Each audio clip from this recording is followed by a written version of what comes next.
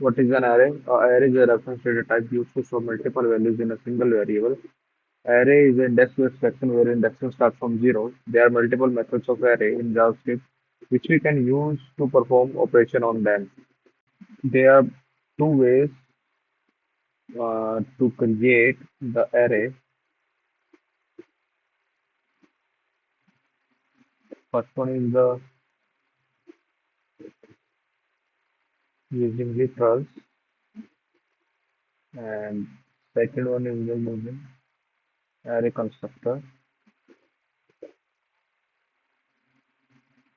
In using literals, we just have to create a variable, and inside the variable we have to specify our elements.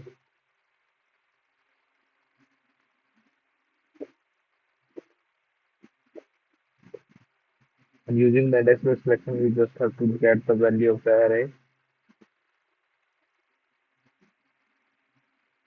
And now we can get the value of the array. And if the